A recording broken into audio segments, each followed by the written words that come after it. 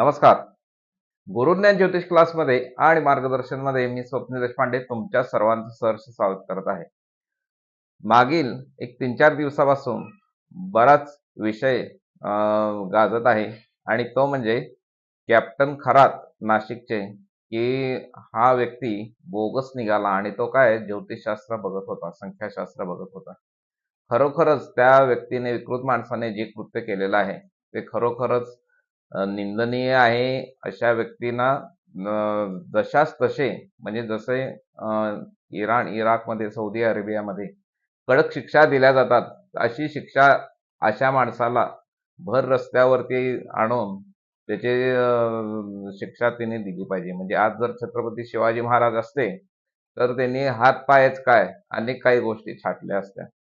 आणि हेच सगळ्यात सध्या या अशा गोष्टीपासून म्हणजे पण असे हे जे ज्योतिषशास्त्र चा गैरवापर करून लोक गैरफायदा याचा घेतात आणि लोक सुद्धा अशा गोष्टींना बळी कसे काय पडतात, हा सगळ्यात महत्त्वाचा या ठिकाणी विषय आहे.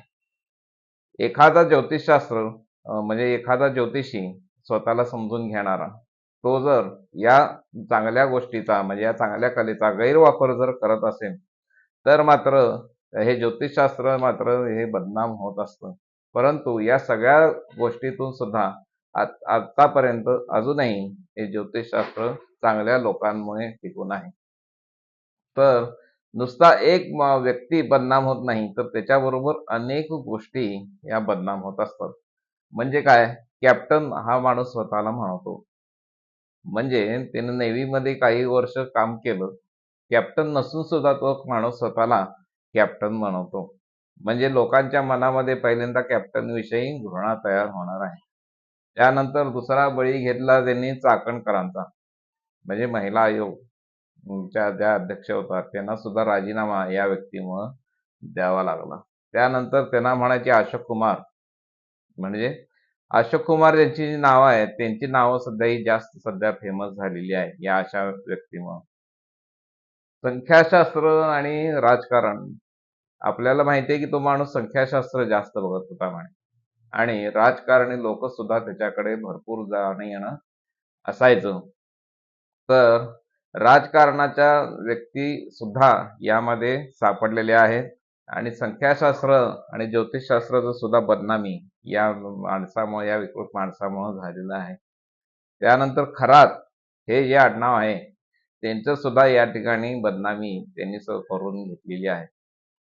आणि शेवटी नाशिकमध्ये राहून त्यांनी जी काही माया 500 करोडची मिळवली होती, ती सगळी आता जप्त सुद्धा होईल आणि त्याच्यावरती एन्क्वायरी सुद्धा नक्कीच लागणार आहे.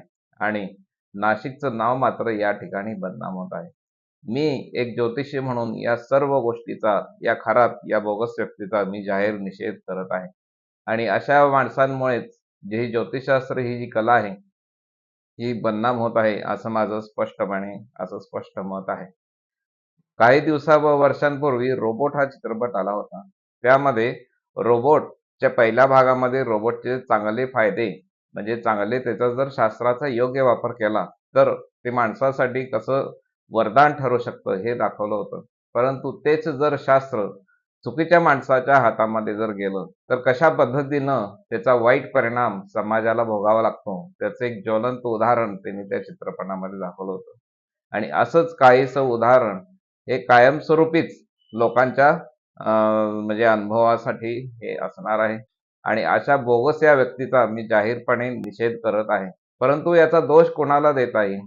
तर 100% मी म्हणत नाही की या व्यक्तीचाच दोष आहे. कारण राक्षस हे राक्षसासारखेच वागत असतात. परंतु काही महिला जेव्हा त्यांच्याकडे भेटायला जात असतात, तेव्हा महिलांना सुद्धा कळायला पाहिजे की आतून आपण कडी जेव्हा घालतो, जेव्हा एकत्र राहतात, तेव्हा दोघं जणच असतात आणि आतून जेव्हा कडी घातली जाते, ही कसली श्रद्धा म्हणून ठेवायची. आणि अशा गोष्टींमुळे काय तुमचं भलं होणार आहे? कारण स्वतःचं शील जपणं हे सगळ्यात जास्त महत्त्वाचं आहे. ज्योतिषशास्त्रांनी सुद्धा ज्योतिषशास्त्र जे सांगतात, त्यांनी सुद्धा स्वतःचं शील, स्वतःचं कॅरेक्टर हे उत्तमच ठेवायचं असतं. अशा पद्धतीनं जर चांगले लोक या मध्ये जर आले नाही, म्हणजे चांगल्या लोकांनी जर अभ्यास करून, चांगलं कॅरेक्टर असणाऱ्या लोकांनी जर अभ्यास करून जर यामध्ये उतरले नाही, तर अशा पद्धतीचे खरात सारखे बोगस माणसं याचा गैरफायदा घेऊ शकतात आणि घेत आहेत, असं माझं स्पष्ट मत आहे. त्यामुळे चांगल्या लोकांनी, ज्यांचं कॅरेक्टर चांगलं आहे, ज्यांची वागणूक चांगली आहे, अशा लोकांनी ज्योतिषशास्त्राचा अभ्यास करणं जास्त महत्त्वाचं आहे. नाहीतर असे अनेक बोगस लोकं या ज्योतिषशास्त्राच्या चांगल्या कलेचा गैरवापर हे करून स्वतःच्या भल्यासाठी नक्कीच करू शकतात. व्हिडिओ आवडला असेल तर लाईक, शेअर, सबस्क्राईब करायला नक्कीच विसरू नका. नमस्कार.